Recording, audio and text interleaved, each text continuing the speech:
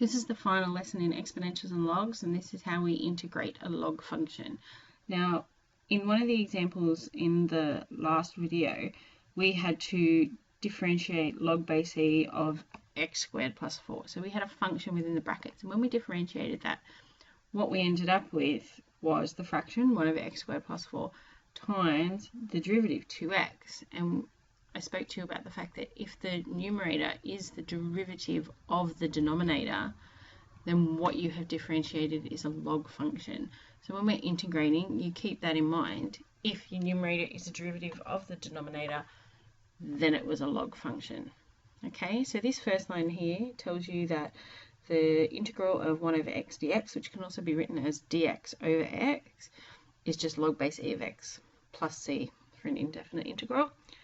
On your formula sheet, you're going to see the one in red. So what it's telling you is that the denominator, fx, when differentiated, gives you f dash x. If that's the numerator, then what you're integrating is a log function.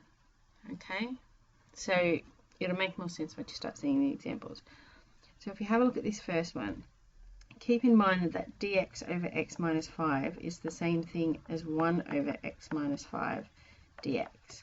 And that when I integrate that, I say, well, x minus 5 has a derivative of 1, and that is my numerator. Therefore, this is a log function. So it's log of x minus 5, and then plus the constant, because this is an indefinite integral. Okay? So what if we make it more complicated? Let's have a look at the second example.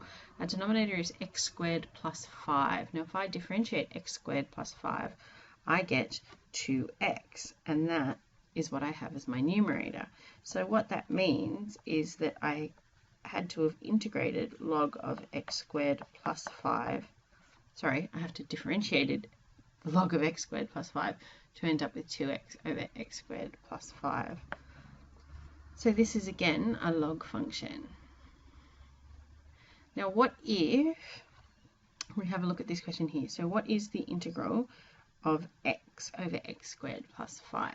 Well, my problem there is that I don't have the 2x on top, because the derivative of the bottom, the derivative of x squared plus 5, is 2x. So what do I do to get 2x? Well, I put my 2 up there, so I'm multiplying by 2, right?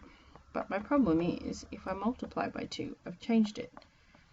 So I'll put a half at the front, because the half times the 2 is just 1. So that's not changing it at all, really. We're just rewriting it in a format that we can work with. So that is equal to a half log of x squared plus 5 plus c. But the log laws tell us that if something has the power of a half, that becomes the power of a half.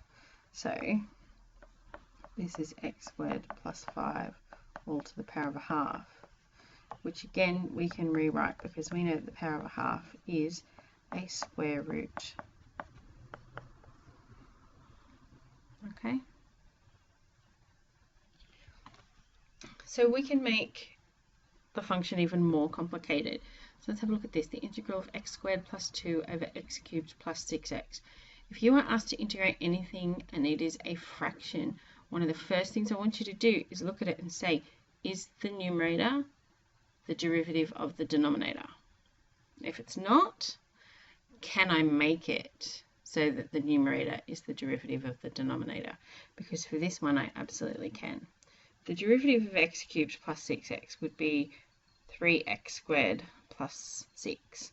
So what I need here is a 3 on top.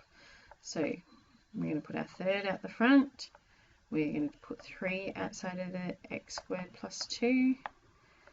That's still over the x cubed plus 6x dx. Okay? Because then the numerator is the derivative of the denominator, and so therefore this is the log function of x cubed plus 6x. And again, because of the log laws, we know that means that this is the cubed root of x cubed plus 6x. That's what you need to do exercise 4.8. Good luck. I'll see you in class.